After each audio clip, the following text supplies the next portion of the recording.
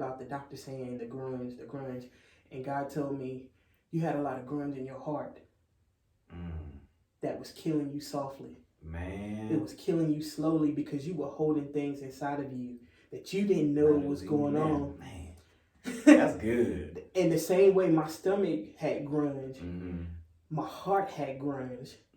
And sometimes you can't heal completely when you got stuff going on inside of you. And that's real. That you don't know that is real. What's going on. And I was like, God, thank you. Because now my prayer is the same way I was praying, I need you to help me get through it physically. I'm like, God, I need you to heal my heart completely. Because honestly, that prevents you from healing physically too. It does. Because you have so much going on and you not processing stuff. Right. That this slowly, it's a slow kill. It is. It's a real slow kill. And I was like, yeah, people don't understand that, but that's real. I was like, for real, God? You know, like, this is what you about to tell me? Yeah, like, that's wild, because, like, for real, like, you have, like, it just made me think about, you know, this had to happen in order for me to get all this stuff out of you. You know what I'm saying? I gotta clean you out. Even though, like, people don't realize, like, the process, we always think that, you know, the process, God's gonna work on me, he's gonna change me. They don't realize that sometimes that change, it takes some pain, it takes some stuff going through. Like, you having to deal with all that, finding out about other things that's going on with you, and then you realize, maybe even spiritually or, like, emotionally, I'm not dealing with some stuff. You know what I'm saying? Exactly. So, and then I prided myself on being the person that just forgives easy and letting stuff go. But I realized something, that when I don't talk about it, that's when it builds up. So it's been some things that I've been just sitting on for years. That because I didn't want to talk about it, that was just really hurting me. And I noticed in my life, my patterns in my life, that when I do talk about it, like my freedom and my deliverance takes place. And the ministry that God has given me is deliverance. And I know it without a shadow of a doubt. You know, and it's more than just a pulpit thing. It's a life thing. Right. And so now he's showing me that in order for you to minister effectively about deliverance, about healing, it has to be a physical healing and it has to be a spiritual healing. Exactly. It has to be an emotional healing. And you have to allow God to take you through the process. Yeah. And sometimes that process ain't easy. It's not. A lot of the time, the process ain't easy. Not, man, no. And that's something like I'm still learning, you know, at my age, just learning that, you know, sometimes like the process is not like a straight way. It's like I gotta take you here, bring you back again, and then go here again. Like it's not gonna always be a straight and narrow path. Like it's not gonna always be that way. You're gonna have to go through some things. So yeah, that's your story, man. My story is crazy because even before the sickness actually hit financially, it was like my world fell apart. I lost a car. Like 2016, 2017, I lost a car, got sick in 2017, sick basically all of 2018, sick basically all of 2019, and here we are 2020, and then that's a whole nother. Man, that's a whole different. Like. No, for real, because I'm like, I went through all of that. They cut me. I'm just like back and forth. Yeah, you fine, you good. They cut me that third time, and now I got a big hole in my stomach, and now I got to, stuff that thing. You have somebody to take care of me, basically. And shout out to Nene, by the way. Yeah, thank you, Nene. Like for real, because she did. And then Janess was my nurse. Like I'm sitting there, like I don't know what I'm doing. And Nene, she saw what the doctor did, but she couldn't be there all the time, and I couldn't do it myself. And I made a phone call to Janess. One phone call, she was there like 30 minutes later, and she was like, "I'm going to stick with you until you're healed." And every day. That's another thing. God is working it out, man. So even in the process, he was still blessing me, because I asked the nurse, I was like, so how does this thing work? Like, right. Like I got a big hole in my stomach now. How is the healing process? She said, you know what it is about people? She's like, one, your body heals itself from the inside out. And she's like, but most people don't want to go through the process of a lot. BJ. Your body heals from the inside out. And that's deep because we always forget, we talk about the outside, but we always forget to take care of this in here. You know what I'm saying? If you can heal this will be healed. Like that's crazy. When you get that, like you heal from the inside, and it's so easy for us to point fingers at other people about what they did. But then when I started doing a self-analyzation of Shasta, see, that's good. I started analyzing me. Like, and I started praying, I think it's in Psalms 139. It was like, search me, search my heart, know my ways. And I started praying, Lord, search me. And whatever it is, like people say it, we sung it in the choir. Yeah. Whatever, if you find anything that's not like you, take it out. Take it out. Right. You know, like, take it away from me, Lord. But really. Like, honestly, when you say that, like, you gotta be ready for when he does it. Because you gotta be ready. It might not be no soft pull. It might be a ripping. Like, I might rip this out of you, and like in that point when it's ripped, you like, oh God, like, come on now. So that's where I am. Like right now in life, fast forward, but I'll go back. Right now in life, I'm in a stage where I'm like, God, search me. So every Heflin trait, everything in my bloodline, and then every open wound, I've been praying, Lord, every open wound that I have, fill it with the blood of Jesus. Man, that's been my prayer. Fill it with the blood of Jesus, so I'll know that I'm healed. You know, I know that I'm covered in every wound, and I know it's not going to be a fast thing. This whole thing is still a process for me. Yeah. Because when I think about it, COVID is around. It is. And I'm not scared. I'm not in fear. However, I'm like, I'm still healing. I can't afford to get sick. I'm at risk. And, you know, that's weird to say that. Yeah. From not ever being sick to saying, I'm at risk. I know exactly how you feel. Yeah. Like, so I can't get sick. So now if I cough hard, I'm like, in my mind, I don't want nothing else to, you know, because it's still healing. You know what I'm saying? So I'm keeping all of that in mind as I progress. But back to, I went home. You know, they did all the cleaning and stuff. They drained it. I'm talking about it was like drained. It's like crazy. Man. It was like the gauzes. Yeah. My doctor he would stick the gauze in there and come out with gauzes of abscess drain. Man. And it smells terrible. Ooh. And I'm that person that when I'm in the shower, I'm like 15, 20 minutes strong. I'm making sure I smell great. Right. Yeah. But now my stomach is leaking. Thank you, Jesus. I'm leaking and it's smelling like sewage. And now, when I am able to come back around people, I'm wondering if anybody's smelling. Yeah. And BJ, we got to think about that spiritually. Go ahead. When we're around people, can people smell that sewage? Man. Can people smell the sewage that comes out of our mouths when we speak? Yeah. Because, you know, poison spews. It does, and it spreads. Yeah. And so now I'm like, I'm scared naturally. I hope they don't smell me.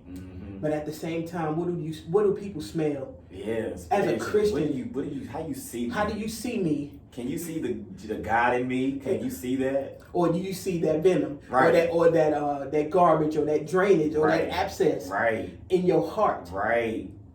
That poison. That poison, because that's what it is.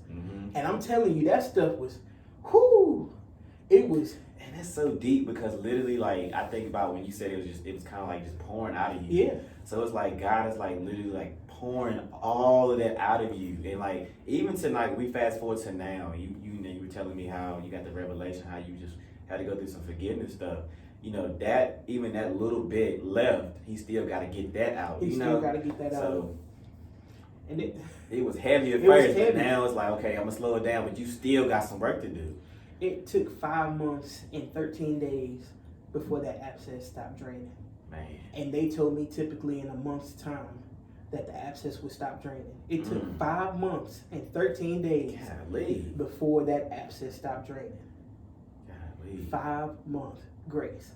Yeah. You're right. You're right. The number of grace. That's right. I'm like, God. Because at the end, I started, thank you, Jesus. At the end, I started bandaging myself. And so, and maybe there'll come a time spiritually where you have to grow and mature through the process to where, because you know, a lot of times it's easy to call other people. Growing up for real in church, no shade, I'm just speaking how I feel. Yeah, be real. People like you to depend on them to be their God. That's real, and that's a real thing. That's a real thing. And the whole reality is, it's relationship with God. God is not about this religious stuff or this religious order that man has set. This is just my heart.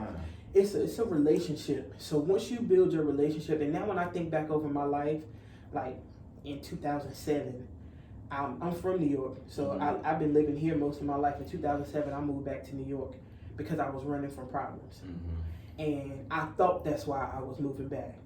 But my whole point of moving back was to strengthen my relationship with God. I had to move away from everybody that I looked at above God.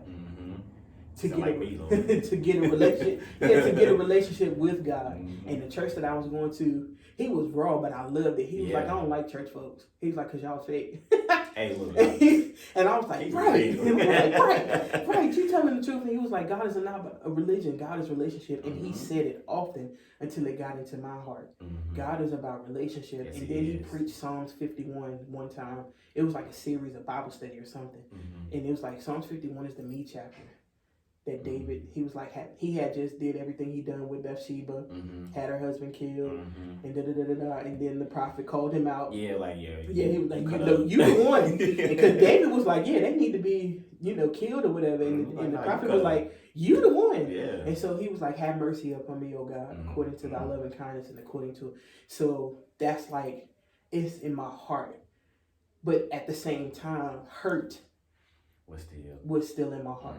You know what I'm saying? Like when you grow up, I'm all over the place, but I'm just like, it's a part of my testimony. Yeah. When you grow up and now you have abandonment issues or you have rejection issues or whatever the case may be, you have stuff, like I had stuff so deep embedded in my heart. You ever heard people say their roots run deep? Yeah. I had that deep embedded stuff in my heart that I didn't see. You understand what I'm saying? So now I'm like, first, forgive me, God, and now cleanse that stuff out of me so I can help other people, because the whole reality is he didn't save us for us. He saved us to be a light and an example to other people, but you got to be real with it too. You got to be real with, your life. Yeah. You know what I'm saying? Like to even be able to talk about it. Yes, my sickness, it's still a process. I think about it now, like I can't go back to that. I can't risk my stomach busting open again, or I can't risk having any more surgeries. But at the same time, spiritually, I can't risk living in my yesterday or living in my process or living in that hurt or living in that pain from my past, from relationships, from a child on up. You know what I'm saying? So now I'm constantly, intentionally thinking about that stuff. Like, God, I want to help other people the way you designed me to. Right. But I can't. Right. If I still have all that stuff built up in you. And go ahead. And people forget too, like, it took years for that stuff to get planted there. So it's gonna take time to get that out. You know what I'm saying? We got to remember that the process is not overnight all the time. Sometimes it might take months, it may take some years of time. Absolutely. But each step though is a process, and it's a advancement to where you're trying to go, your purpose, and like who you trying to help. Who you may, like this part of your life now, like who knows who you might help and who you might affect. Right. So, and then later on, it's like it might help somebody else. You just don't know. So like we just have to take the time and just let God do him, man, honestly. Exactly. So and because we want that quick microwave stuff. Yeah, and that's what we live in now, but it's not him. It's not the reality. No. It's not the reality. Jesus had to go through a process. He did. I'm just like, he did. What makes us think we're any better than Jesus? Exactly. I'm just like, honestly. But it's been, I feel better today than I felt in a long time. Yeah, that's great.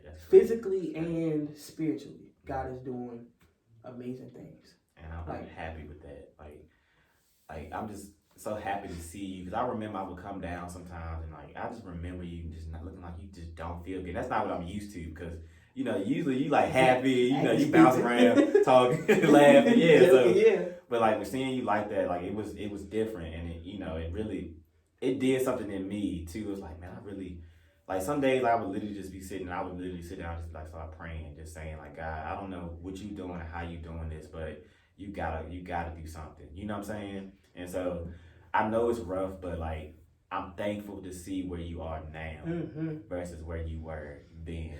So man, 3 years ago.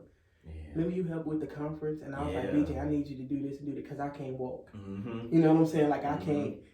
You know, like when you like limited, when you used to, and I'm a very independent woman. Yeah. Like I'm very independent. Yeah. I'm used to taking care of myself. But when you get to the point where you can't, and you really have to rely on other people, and ultimately you really have to say, God, I have to depend on you. I think even when you saying, when you asked me about, did I ever ask God why? This is a time in my life that I really had to say, God, I gotta depend on you, or I'm dependent on you because you gotta bring me through this. Can't nobody else help me in this. Yeah. Can't nobody else. Because I can't. Nobody can hold your hand and walk you through this. This is something you have to go I gotta walk it. Yeah. I gotta walk through it. So I'm like, whew. But even in like, I don't know, like the ways of God, BJ. You really gotta learn how to trust him when you can't trace him, or when you can't see which way he's taking you, or how things, like I'm coming out of my healing process right when I'm like about to get back to not normal, but be able to move about. January, February, March, COVID. Okay, God. All right, so you want me to sit down again? So you just want me to chill? You know, just what you trying to tell me in this season? Like it was like surgery, recovery, at home. Like, I want you to rest some more. You're not done. He wanted me to rest. Yeah. And I needed to rest, and that's a problem. And see, that's another thing. And I've noticed when you like are in any kind of ministry or just anything really, we forget to rest. We forget what rest really is. Like we get so busy trying to do this and do this, running this conference, going, speaking here, talking here, doing this, working, also doing your job, your regular job. Like you forget to rest. And like I think sometimes God be like, yo, you need to sit down. Like it's okay to say no sometimes. Yeah. And I struggle with that because I'm an extremist. I'm just being honest. Yeah. If I'm all in, I'm all in. And if I fall back, don't pray. That me. That's like I'm like that too. Pray, because I'll fall back. And so now I'm really trying to find a happy medium with life. Even though God ministry is my life. What you're saying, I'm no good to anybody if I'm worn out and not rested or not being able to think clearly or see clearly. And that's a trick of the enemy too, to cloud your judgment, to cloud your seeing, both in the natural and in the physical. Like you can't see, you can't hear like you would if you're worn out. And sometimes in ministry, myself, you work, because that's what your heart is there. You know, your heart is to do it. At the same time, I'm tired. Yeah. You know what I'm saying? Like I'm drained because I'm working, and then starting my own business. And at one point, I wasn't sleeping much. See. In this whole process, like graduation time, it was a lot for me to do for the kids, you know, and I was going to bed at 2, 3, 4 o'clock in the morning, having to get up at 7 and come to work, do my 9 to 5, and then get off and do it all over again. And it was like for about a month or two, I'm like, I'm going nonstop. Like, really? I'm like, whew. And you know, something else, like, I think God kind of just dropped into me just now was like, when you don't rest and you continually going like that, it becomes a routine for you. Instead of like it pouring out of your heart, it becomes a flesh thing. It's like, I just gotta do it. Man. It's not like I want to do it, it's more like I gotta do it. And like, I think when he wants you to rest, he wants you to recover, he wants you to get that new like fulfillment that you had for it at first. You know what I'm saying? Yep. So when we don't rest, we start resenting things, and like he don't want that for us. And I think that's where I was in ministry. Just to be honest, like I work at the church. Yeah. And then I work in ministries. But then when that becomes a burden, when it feels like a burden, like my heart is still right, it's still pure to it. At the same time, sometimes it feels like a burden. You know, if I could be completely honest, sometimes it feels like a burden because, like you saying, I'm not giving myself time to rest or. You know, saying no is okay, or falling back. Sometimes, and let somebody else do it. Not to let the ministry fall, because that's never my heart. No. Like, ministry has to go forward. At the same time, I'm like, but my call is from Jeremiah chapter 1. So, I'm like, I'm reading Jeremiah now. And we on chapter like 35 or something. I'm like, yo, you got a busy man. What's up, chapter? Okay, God. Mind you, you know, God told him he couldn't get married. Oh, yeah. And so I'm sitting here like, all right, God. Is this what you're really saying? I'm like, I'm not saying that's my, at this point, I'm like, I think he wants me to be able to rest as well as be able to work without worrying about having an answer to somebody right now. Because I'm like, how many chapters Jeremiah? Like, how many chapters? Like, what? He did a whole lot. You know, his ministry was hard. It was hard, very hard. It was a very hard ministry, so I'm like... And it was called young, too, so... Very young. Had to do all that young, and, you know, so... And I'm still young. Yeah. I mean, to me, of course, I ran from my call for 17 years. Man. That's a whole nother... I ran from it for 17 years because I was scared. And it's like, you know, God, is this what you really want me to do? Like... You know. Yeah, because then also like that's scary. Like it's scary. Yeah, because you calling me to preach to these people, and I'm like, God, I know me. Like I know me. So you want me to carry your word? Yeah, like you want me to do that? I'm a hot mess. Right? Like I'm like, come on, man. Come on, God. Yeah, but I got issues. Yeah, but you know who don't? So yeah, but. This has been great, man. This has been awesome. Yeah. I loved it. Your story is amazing. I hope that you scream it to the mountaintops and you're able to tell it everywhere you go. And I believe that God is going to do it for you, man. So if you have any last words, you can say that. I'm a long-winded preacher, so no, thank you for the opportunity. I just hope it's a blessing to somebody. Yeah. You know, I hope, you know, somebody hears something. If it's one person, will just listen and be like, well, God did it for her. Right. God can do it for me. That's just my heart. I just want to see people. I really, in my heart, want to see people healed. Right. And I want to see people delivered. And if it, you know, requires me giving my testimony, then I will. Yeah. To help somebody. So I appreciate you thinking about me. Yeah, thank you for coming on and being a willing vessel. Because I mean, you know, everybody doesn't, you know, think it's, you know, they don't have the opportunity, they don't have the time. So I just really appreciate you taking out the time to really do it. So, y'all, it's been great. Thank y'all. All right, everybody. Like, comment, and share this video. We want everybody to hear it, hear a story. It's been amazing.